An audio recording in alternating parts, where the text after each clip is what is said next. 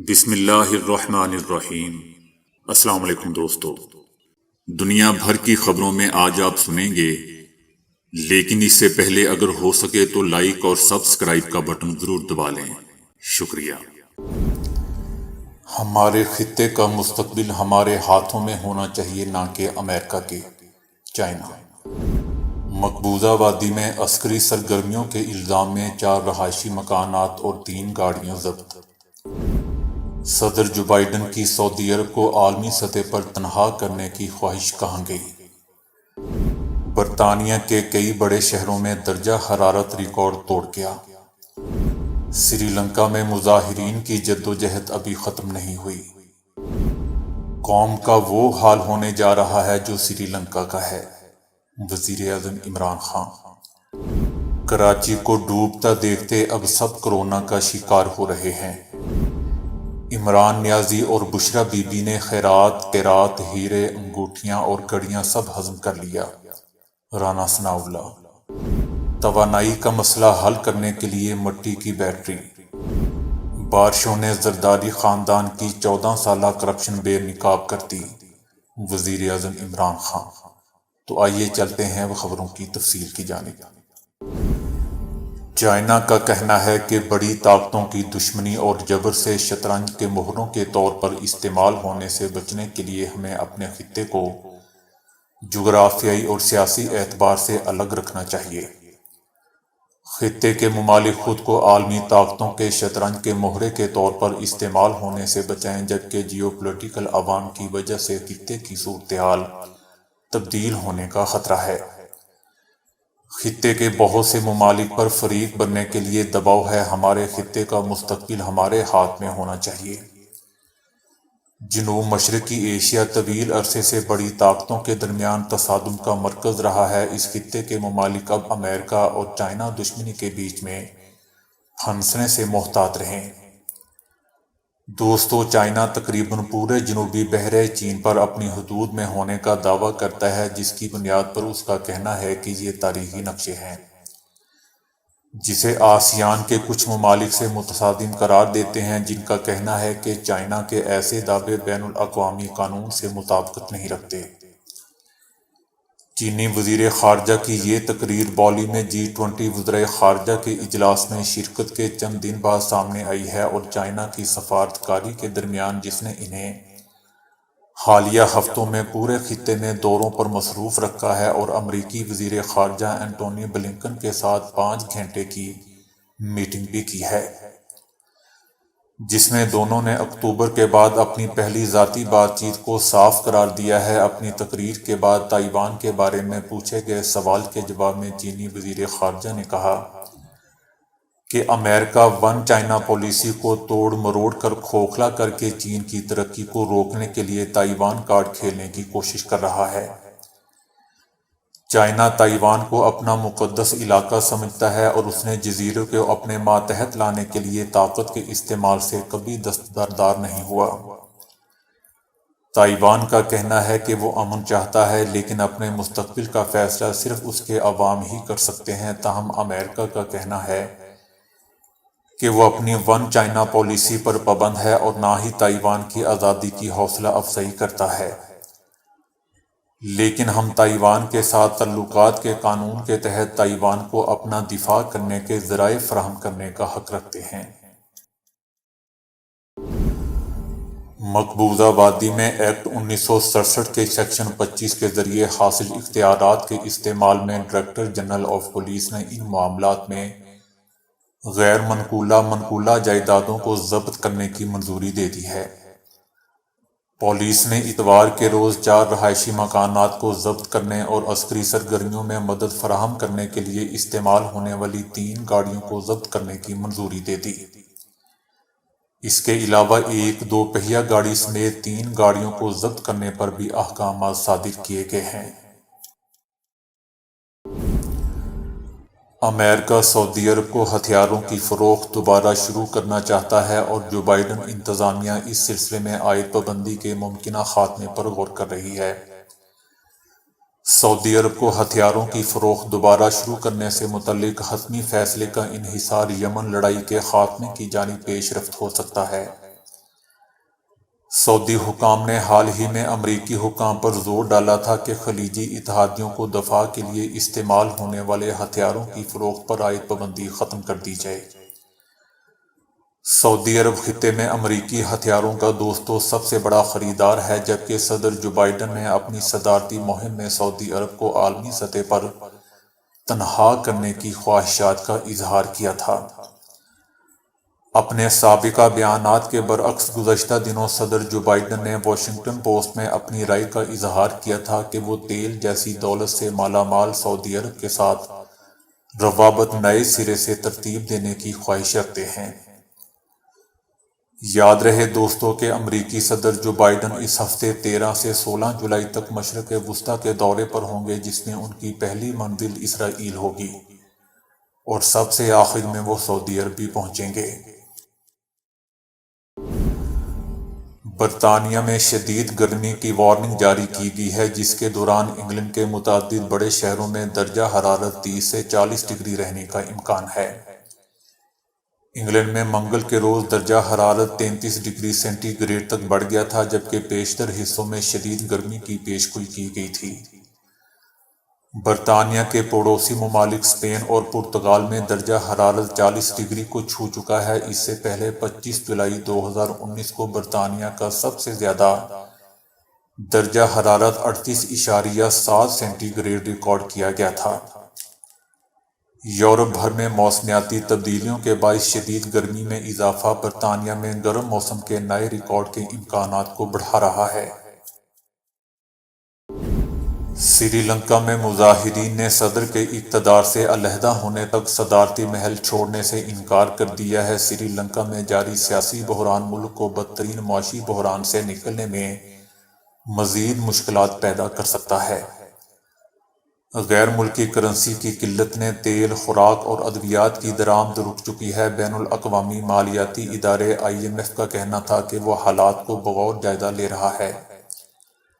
یاد رہے دوستو کہ سری لنکا کی IMF سے $3 ارب کے بیل آؤٹ پیکج کی بات چیت چل رہی ہے۔ صدر راجہ پاکسا کو جمعے سے منظر عام پر نہیں دیکھا گیا اور مستعفی ہونے کے میں بھی انہوں نے براہ راست کوئی بیان نہیں دیا، تاہم وزیر اعظم وکرما سنگھے کے دفتر کا کہنا ہے کہ وہ بھی مستعفی ہو جائیں گے۔ صدر اور وزیر اعظم سے تاحال کوئی براہ راست رابطہ ممکن نہیں ہو سکا ہے۔ کابینہ کے 3 ارکان کا کہنا ہے کہ انہوں نے اپنے استعفے بھیج دیے ہیں۔ مظاہرین نے صدر کے استعفے تک صدارتی محل خالی کرنے سے انکار کر دیا ہے۔ بچے اور بڑے سبھی محل کے مختلف حصوں میں گھومتے پھر رہے ہیں۔ اتوار کو صدارتی محل کے دروازے سب کے لیے کھول دیے گئے تھے۔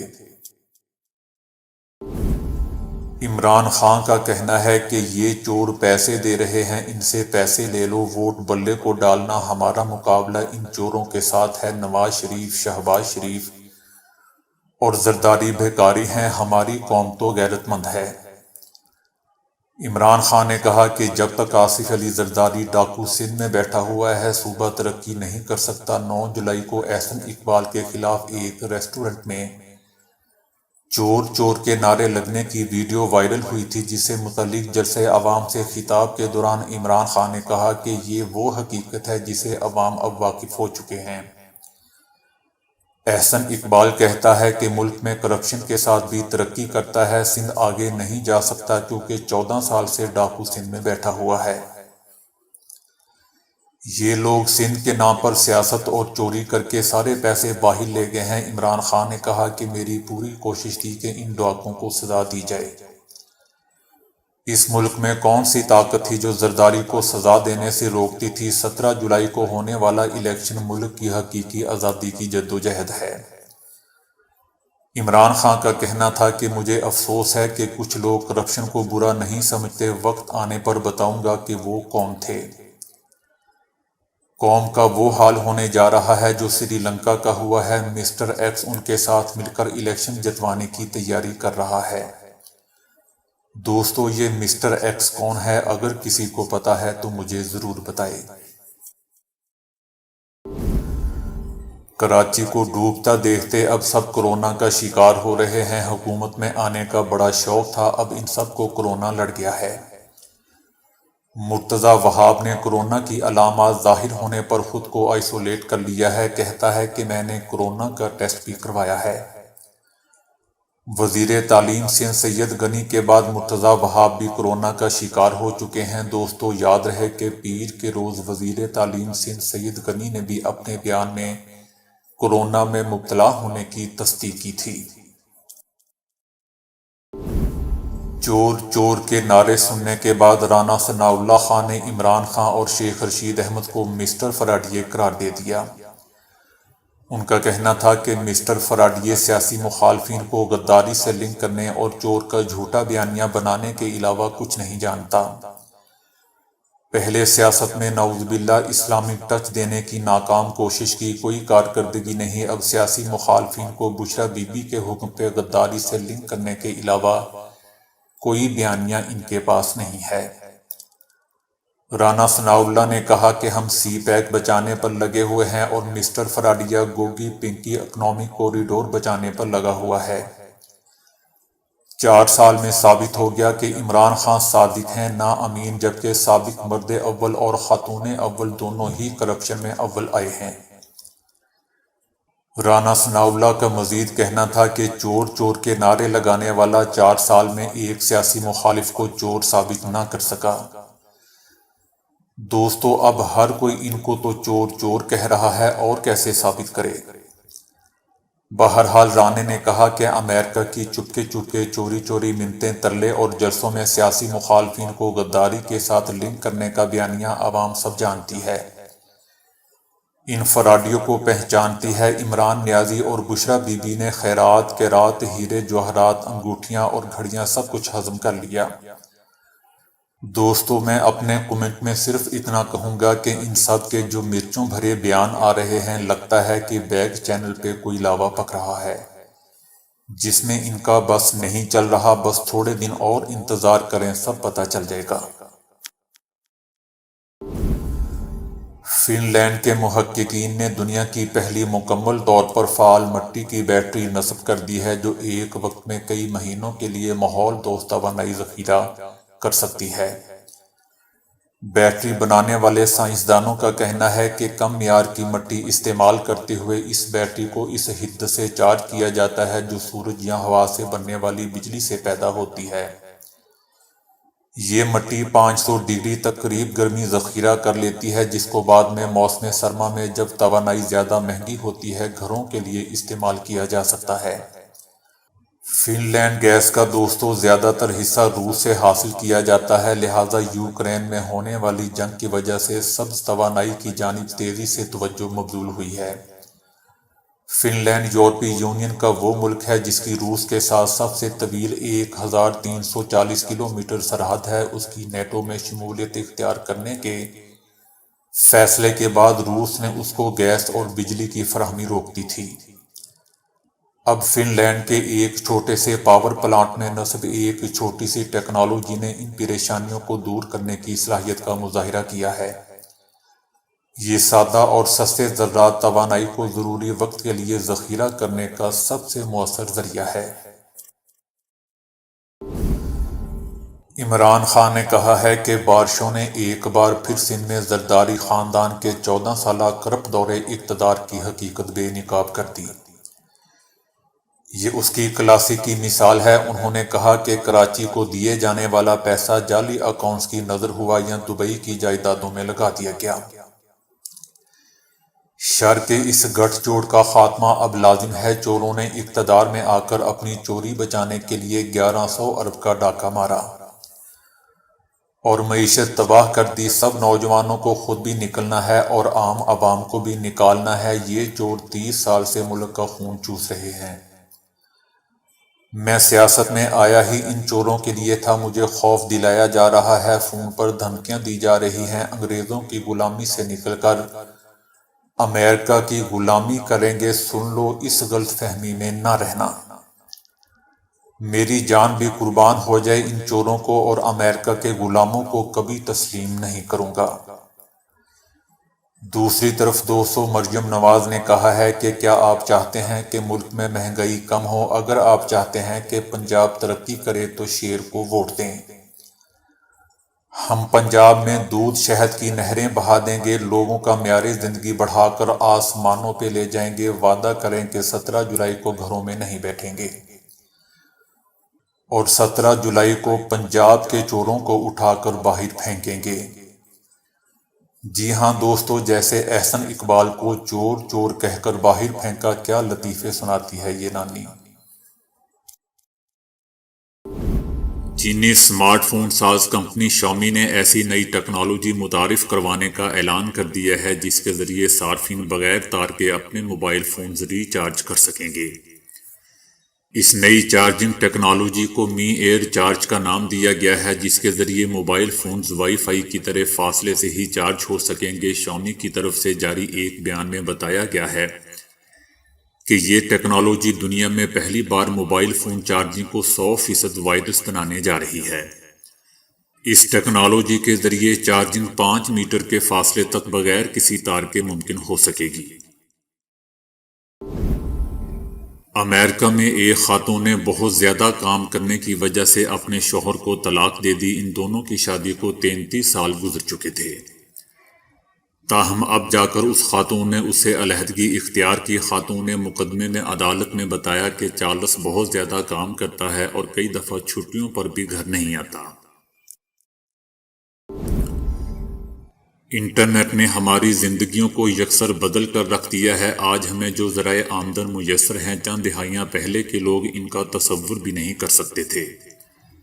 آج بہت سے لوگ انٹرنیٹ سے بہت آسانی کے ساتھ لاکھوں روپے کما رہے ہیں، جس کا اندازہ ایک روسی ٹینس پلیئر لڑکی سے لگایا جا سکتا ہے، جس نے اپنا ٹینس کیریئر چھوڑ کر انسٹاگرام کو اپنا لیا اور اب ماہانہ 14,000 پاؤنڈ تقریباً 30,76,000 پاکستانی روپے کما رہی ہے۔ اب تک انسٹاگرام پر اسے 5 لاکھ سے زائد لوگ فالو کر چکے ہیں اور وہ اس اکاؤنٹ سے ایڈورٹائزمنٹ کے ذریعے خطیر رقم کما رہی ہے اور میامی امریکہ میں شاہانہ زندگی گزار رہی ہے۔ یولیا نامی اس لڑکی کا کہنا ہے کہ چوٹ کے بعد جب میں فارغ بیٹھی تھی تب مجھے احساس ہوا کہ انٹرنیٹ سے پیسے کمانا بہت ہی آسان ہے۔ اس لڑکی کا کہنا تھا کہ آج میں جو طرز زندگی جی رہی ہوں، ٹینس کے کیریئر سے یہ ممکن نہیں تھا۔ متحدہ عرب امارات کی عدالت نے خاتون کی جانب سے شوہر سے علیحدگی کا مطالبہ مسترد کر دیا ہے۔ متحدہ عرب امارات میں عدالت نے فرینڈز کے ساتھ باہر گھومنے کے لیے جانے کی اجازت نہ دینے پر غیر ملکی خاتون کی جانب سے طلاق کا مطالبہ مسترد کر دیا ہے۔ درخواست میں خاتون نے موقف اختیار کیا تھا کہ وہ اپنی سہیلیوں کے ساتھ گھومنے کے لیے باہر جانا چاہتی ہے، لیکن اس کا شوہر اجازت نہیں دے رہا۔ دوسری جانب غیر ملکی خاتون کے شوہر نے اپنے دفاع میں کہا ہے کہ اپنی بیوی کے ساتھ کبھی بدتمیزی نہیں کی اور بیوی کے ساتھ بیٹے کے لیے بھی مناسب رہائش کا بندوبست کر رکھا ہے۔ اس کے علاوہ ماہانہ خرچ بھی وقت پر دیتا ہوں، جبکہ بیٹے کی معذوری کے باعث ہم دونوں کا ہر وقت اس کے پاس رہنا بہت ضروری ہے۔ خلیجی عدالت نے خاتون کی جانب سے طلاق کا مطالبہ مسترد کرتے ہوئے کہا کہ خاتون عدالت کے سامنے شوہر کے خلاف کوئی ثبوت پیش نہیں کر سکی۔ عدالت نے مزید کہا کہ غیر ملکی خاتون یہ بھی واضح نہیں کر سکی کہ وہ شوہر کی جانب سے باہر جانے پر روکنے سے اسے کیا نقصان ہوگا اور ایسا کرنے سے اس کی زوجیت کیوں ختم کی جائے۔ انڈے کی زردی کو سفیدی سے الگ کرنا بہت مشکل کام ہے، تاہم اب ایک برطانوی ٹک ٹاکر نے اس کا ایسا آسان طریقہ بتا دیا ہے کہ دیکھنے والے شاید حیران رہ جائیں۔ اس نے اپنے ٹک ٹاک اکاؤنٹ پر ایک ویڈیو پوسٹ کی ہے جس میں وہ بتاتا ہے کہ اگر آپ انڈے کی زردی کو سفیدی سے الگ کرنا چاہتے ہیں تو پہلے انگلیوں کو براؤن بریڈ پر رگڑیں اور پھر زردی کو ان انگلیوں سے اٹھائیں۔ وہ اپنے 2 انڈے توڑ کر ایک باؤل میں ڈالتا ہے اور اپنے انگوٹھے اور شہادت کی انگلی کو براؤن بریڈ پر رگڑتا ہے، پھر انہی 2 انگلیوں سے بآسانی زردی کو سفیدی سے اٹھا کر الگ پلیٹ میں رکھ دیتا ہے۔ تو دوستو ابھی کے لیے اتنا ہی۔ ویڈیو کو لائک اور شیئر کرنے کا بہت بہت شکریہ۔